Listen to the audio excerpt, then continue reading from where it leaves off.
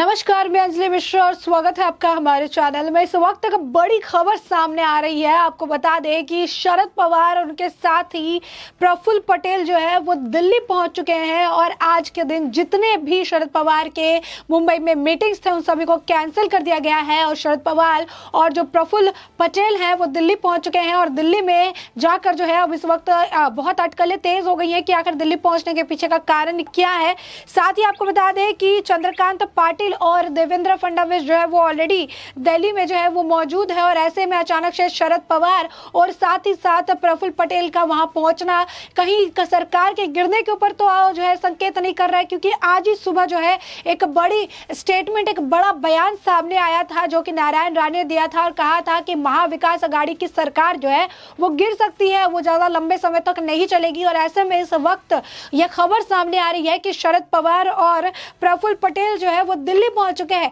तो ऐसे में अब इस वक्त आप कह सकते हैं कि अटकलें जो है काफी तेज नजर आ रही है। सियासती जो बाजार है वो काफी ज्यादा गर्म नजर आ रहा है। लोग अपने अपने हिसाब से इसको लेकर अब जो है सोच विचार कर रहे हैं, चर्चा कर रहे हैं कि आखिर अचानक से शरद पवार और प्रफुल्ल पटेल का दिल्ली आने का क्या मतलब है। क्या सच में महाविकास अघाड़ी की सरकार गिरने वाली है? क्या सच में ये जो महागठबंधन था शिवसेना, एनसीपी और कांग्रेस का, ये गठबंधन टूटने वाला है? क्या सच में जिस तरीके से इस वक्त महाराष्ट्र के हालात हैं, इस तरीके से महाराष्ट्र में सियासी भूचाल आने वाला है? तो आप देख सकते हैं कि इस वक्त ये बड़ी खबर है कि शरद पवार प्रफुल्ल पटेल के साथ दिल्ली पहुंच चुके हैं और वहां पे उनसे पहले से ही चंद्रकांत पाटिल और देवेंद्र फडणवीस मौजूद है। और आज सुबह ही नारायण राणे का बयान था, उन्होंने कहा था कि भाजपा की सरकार महाराष्ट्र में बनेगी। उन्होंने कहा था कि महाविकास अघाड़ी की सरकार लंबे समय तक नहीं टिक पाएगी, वो जल्द गिरने वाली है। आपको याद दिला दें कि चंद्रकांत पाटिल ने भी ये बात कही थी कि जो शरद पवार की सरकार है, शरद पवार ही वो व्यक्ति होंगे जो अपनी तरफ से पहल करेंगे महाराष्ट्र की सरकार को गिराने की। और ऐसे में शरद पवार का दिल्ली पहुंचना कहीं महाविकास अघाड़ी की सरकार के लिए कोई बुरा फरमान तो नहीं? आखिरकार क्या कारण है जिसके वजह से शरद पवार जो है अभी दिल्ली पहुंच चुके हैं, ये तो आने वाले वक्त में साफ हो जाएगा। लेकिन इस वक्त इस पूरे मामले को लेकर चर्चाओं का बाजार इस वक्त गर्म नजर आ रहा है। सियासती जो कह सकते हैं गलियारों में अब चर्चाएं जो है तेज होती हुई नजर आ रही है। क्या सच में महाराष्ट्र की सरकार में बदलाव देखने के लिए मिलेगा? क्या सच में महाविकास अघाड़ी की सरकार गिरने वाली है? अब एक बड़ा मुद्दा ये भी सामने आया था कि क्योंकि उद्धव जो ठाकरे हैं उनकी तबीयत ठीक नहीं है, वो अस्पताल में है, उनकी सर्जरी हुई थी। अब ऐसे में ऐसा बताया तो जा रहा था कि उनकी स्थिति स्थिर है और वो जल्द से जल्द उन्हें अस्पताल से छुट्टी मिल सकती है। लेकिन उससे पहले, उनकी छुट्टी मिलने से पहले ही शरद पवार का दिल्ली जाना आखिर किस ओर इशारा करता है, ये तो आने वाले वक्त में ही पता चल पाएगा कि आखिर अचानक दिल्ली आना और मुंबई में सारे प्रोग्राम को कैंसिल कर देने के पीछे क्या वाजिब कारण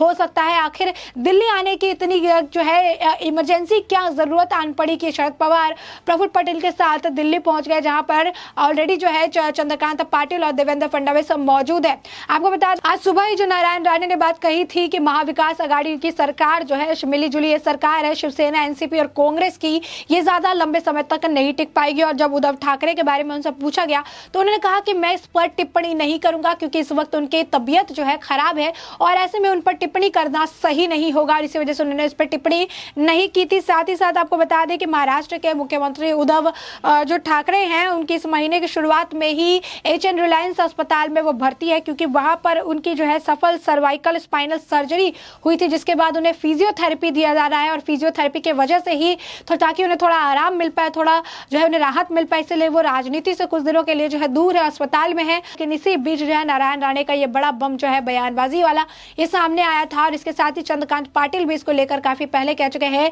कि शरद पवार ही व्यक्ति होंगे जो चाहेंगे कि महाराष्ट्र जो सरकार है वो गिर जाए। महाराष्ट्र सरकार को गिराने की पहल शरद पवार की तरफ से ही होगी, क्योंकि शरद पवार जैसे सरकार को चलाना चाहते थे वैसा सरकार नहीं चल पा रही है और यही कारण है कि शरद पवार की तरफ से सरकार को गिराने की पहल आने वाले भविष्य में कभी भी हो सकती है। और ऐसे में चंद्रकांत पाटिल जिन्होंने बयान दिया था, वही चंद्रकांत पाटिल और देवेंद्र फडणवीस जो है इस वक्त दिल्ली में मौजूद है और शरद पवार भी अब दिल्ली में प्रफुल्ल पटेल के साथ पहुंच गए हैं। तो कहीं ना कहीं ये बात तो नहीं कि कहीं चंद्रकांत पाटिल को इस बात का अंदेशा पहले ही था, इस बात को लेकर क्या पहले ही चर्चा हो गई थी कि इसी तरीके से शरद पवार ही व्यक्ति होंगे जो कि सरकार को गिराने का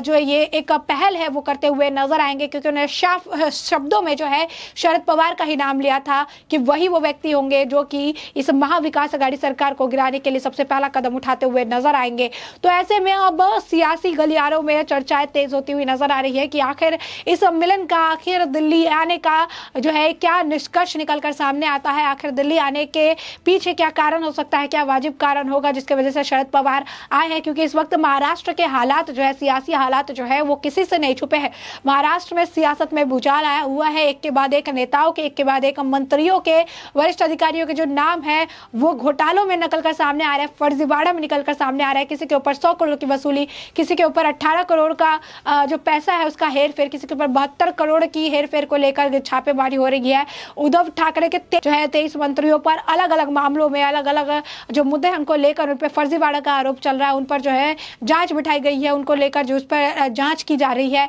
तो ऐसे में महाराष्ट्र की सियासत में, महाराष्ट्र की सरकार में इस वक्त काफी ज्यादा परेशानी जो है देखने के लिए मिल रही है। और इसी बीच में इस तरीके की बयानबाजी आती हुई नजर आ रही है। शरद पवार जो है वो हमेशा अपने नेताओं को, अपने मिनिस्टर्स को वो बचाते हुए नजर आते थे, उनको कवर, एक शील्ड की तरह कवर देते हुए नजर आते थे, उनको लेकर वो आगे से टिप्पणी करते हुए नजर आते थे, पूरा समर्थन करते हुए नजर आते थे। और वही शरद पवार आज दिल्ली पहुंच चुके हैं और मुंबई में उनके जितने भी इवेंट्स थे, जितने भी प्रोग्राम्स हो, सभी को उन्होंने कैंसिल कर दिया है। तो आखिर क्या कारण हो गया कि शरद पवार जो है प्रफुल्ल पटेल के साथ दिल्ली पहुंच गए हैं? क्या सच में महाविकास अघाड़ी की सरकार गिरने वाली है, जैसे कि नारायण राणे ने आज सुबह ही बयान दिया? तो ऐसे में आखिर क्या होने वाला है ये देखना काफी दिलचस्प होगा। और आखिर में ये वक्त के साथ ही इस बात का खुलासा हो पाएगा कि दिल्ली आने के पीछे शरद पवार का आखिर क्या कारण है। वही शरद पवार जो भाजपा के ऊपर निशाना साधते रहते थे, ये कहते रहते थे कि अमरावती में हिंसा को लेकर भाजपा को जिम्मेदार बताया, काफी कुछ जो है बयानबाजी करते हुए नजर आ रहे थे। और इसी अटकलों के बीच में शरद पवार का दिल्ली आना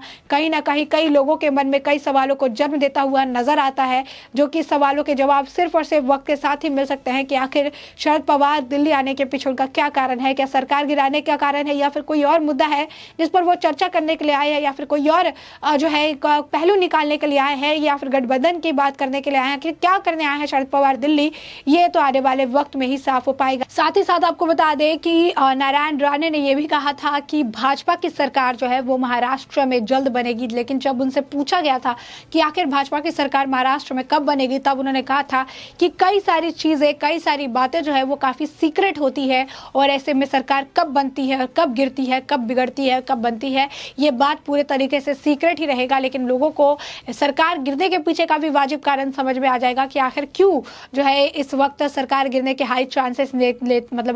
जो है वो नजर आ रहे हैं। तो आप देख सकते हैं कि किस तरीके से नारायण राणे का बयान और ऐसे में दिल्ली का कनेक्शन बैठता हुआ नजर आता है, किस तरीके से चंद्रकांत पाटिल का शरद पवार का नाम लेना और शरद पवार का दिल्ली पहुंच जाना जो है अटकलों को और भी ज्यादा, चर्चाओं को और भी ज्यादा गर्म करता हुआ नजर आता है। तो इसी में सिर्फ यही कहा जा सकता है कि आने वाले वक्त के साथ ही सिर्फ यह खुलासा हो पाएगा कि शरद पवार प्रफुल्ल पटेल के साथ दिल्ली में क्या कर रहे हैं। और वहां पर जबकि खासकर वहां पर देवेंद्र फडणवीस और साथ ही साथ उनके जो चंद्रकांत पाटिल है वो भी मौजूद नजर आ रहे हैं। और इस वक्त जो है महाराष्ट्र की सियासत में तो भूचाल है, इस सियासत में सारी चीजें जो है उथल पुथल तो हो ही रही है। परमवीर सिंह भी अभी आ चुके हैं, कल ही परमवीर सिंह का आना, परमवीर सिंह को लेकर जो है काफी सारी मुद्दे और निकल कर आना, परमवीर सिंह को लेकर जो डर है वो देखने के लिए मिलना, और परमवीर सिंह के कल आते ही आज शरद पवार का दिल्ली आ जाना कई सारी चर्चाओं को तेज करता हुआ नजर आ रहा है कि आखिर कहीं ना कहीं परमवीर सिंह तो कारण नहीं जिसके वजह से शरद पवार दिल्ली को भागा है, या फिर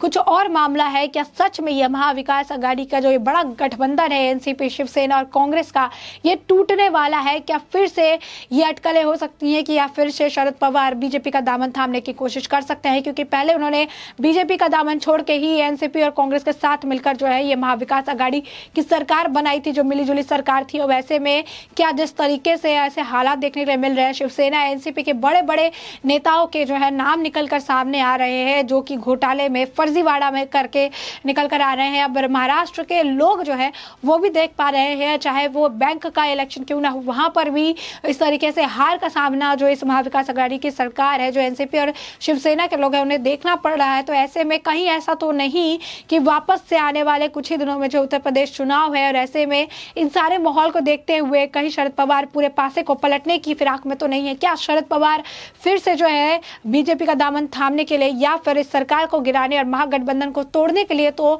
दिल्ली नहीं पहुंचे हैं? या फिर अनिल देशमुख के जिस तरीके से हालात चल रहे हैं इस वक्त महाराष्ट्र में, जिस तरीके से सियासत की हालात चल रही है, उसको लेकर वो चर्चा करने के लिए दिल्ली पहुंचे हैं। आखिर दिल्ली पहुंचने के पीछे शरद पवार और प्रफुल्ल पटेल के क्या कारण है, क्या वाजिब रीजन हो सकते हैं, ये भी जो है ये समय के साथ लोगों को पता चल जाएगा आखिर इसके पीछे क्या वजह रही होगी। लेकिन ऐसे में अब इस वक्त लोग चर्चा कर रहे हैं कि हो सकता है सरकार गिर सकती है, हो सकता है नया गठबंधन को लेकर